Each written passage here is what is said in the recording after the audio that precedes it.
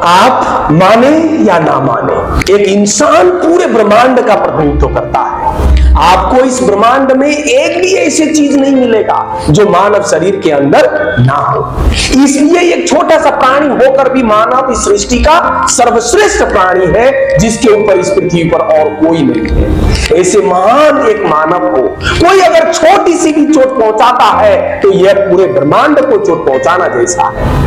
आपको यह बात थोड़ा भेद भी लग रहा होगा, लेकिन आपको याद होना चाहिए, जब कोरोना का महामारी इस दुनिया में फैला था, एक कहावत बहुत चलता था, no one is safe from कोविड-19 अंटिल एवरीवन इज सेफ। कोविड-19 से कोई भी तब तक सुरक्षित नहीं है जब तक कि हर कोई सुरक्षित ना हो जाए। आपको अच्छे से पता है, चाइना का एक छोटी सी सिटी वुहान में एक व्यक्ति को संक्रमित करने वाला, हमारे खुले आंखें से दिखाई भी ना देने वाला कोरोना के वायरस ने देखते ही देखते कैसे पूरे दुनिया में तबाही और कोहराम मचा दिया था।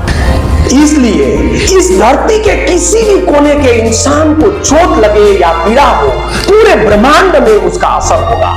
यही मुख्य कारण है जिसके चलते यह दुनिया में आज तक भी अनंत सुख, शांति और आनंद का माहौल स्थापित नहीं हो पाया, क्योंकि आपके कल्पना से भी परे इस धरती के अनेकों कोने में अनगिनत लोगों को अनेकों पीड़ा, चोट या दर्द को झेल कर जीना पड़ रहा है। लेकिन यह कैसे संभव हो रहा है?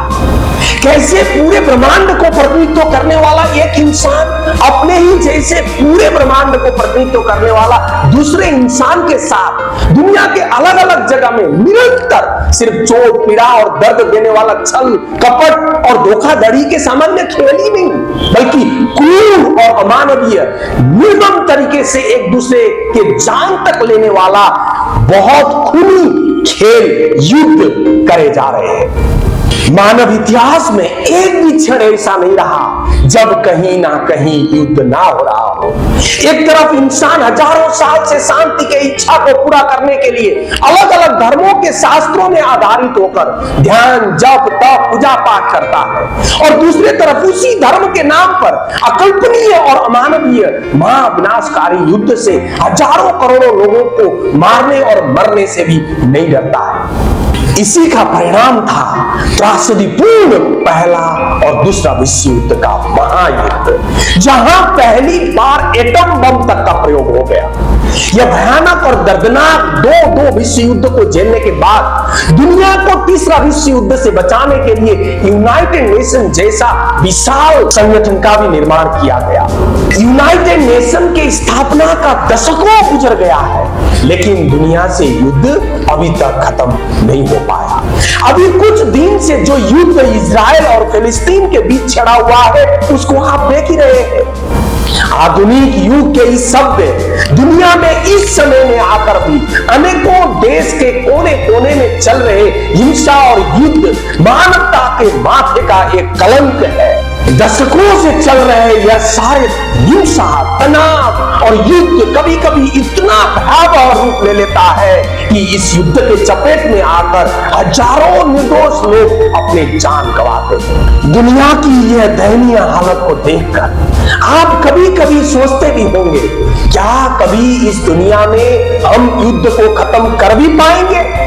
वास्तव में किसी भी समस्या को खत्म करने के लिए या समाधान के लिए उस समस्या के उत्पत्ति का कारण समझना आवश्यक है। जैसे कि एक बीमार शरीर को ठीक करने के लिए उस शरीर में बीमारी का उत्पत्ति का कारण को पहचान करना अति आवश्यक है। अगर शरीर के बीमारी के कारण पता नहीं लग पाया तो बीमार आदमी को बचाना असंभव हो जाएगा। पूरी दुनिया ने अगर यह युद्ध जैसे जटिल समस्या के उत्पत्ति का मूल कारण पता नहीं लगा पाया तो मानवता और यह दुनिया को बचा पाना नामुमकिन हो जाएगा। इसलिए दुनिया भर के अनेक महान लोगों ने इस पवित्र मानव हृदय में युद्ध जैसे विनाशकारी कुकृत्य और खूनी खेल को जन्म देने वाला ताकत या शक्ति को समझने का प्रयास किया है।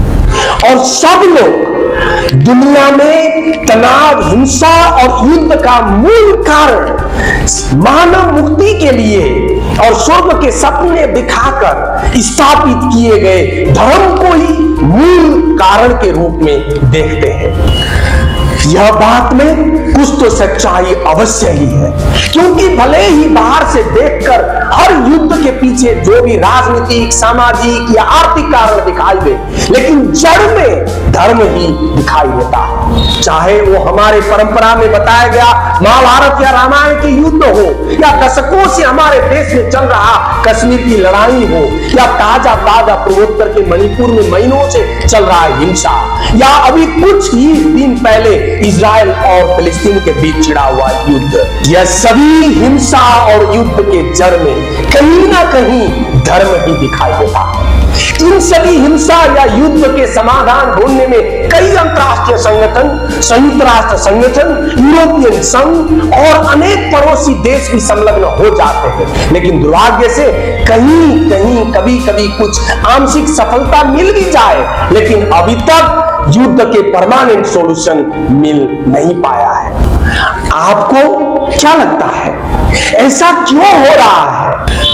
आप मेरे से असहमत भी हो सकते हैं, लेकिन मुझे लगता है इस दुनिया में आज बहुत लोगों को युद्ध नाम के इस खूनी खेल या बीमारी के उत्पत्ति का सही या मूल कारण पता नहीं है, क्योंकि युद्धों के जड़ माने जाने वाले धर्म जो शांति, प्रेम, एकता और भाईचारा के संदेश को फैलाने के लिए स्थापित किया गया है, वही धर्म एक आपस में कैसे लोगों को मरने और मारने के लिए उकसा रहा है? कुछ ना कुछ बहुत बड़ी वजह तो अवश्य ही है। और दुनिया भर बहुत लोगों ने हजारों लेख, रचना, पुस्तक ही नहीं, अनेक वीडियो, मूवीज बनाकर हर युद्ध के पीछे धर्म का सहभागिता का ज्ञान की गंगा बहाया है, लेकिन उस ज्ञान की गंगा की बाढ़ में तैरकर भी बहुत लोग इन सभी महान धर्मों के बीच के युद्ध का मूल कारण अभी तक समझ नहीं पाए हैं। कुछ तो अवश्य ही है जो बहुत लोगों को अभी तक समझ में नहीं आया।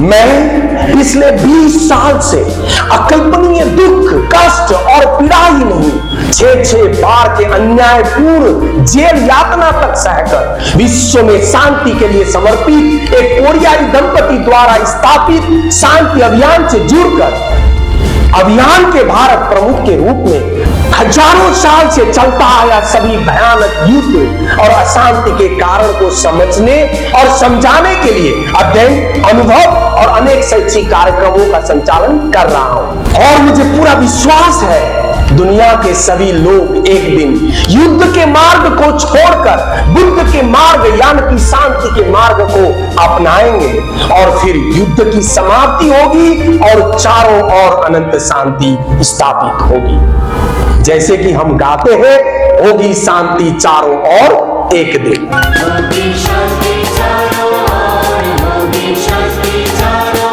ओर, हम होंगे कामयाब एक दिन। हम होंगे कामयाब एक दिन।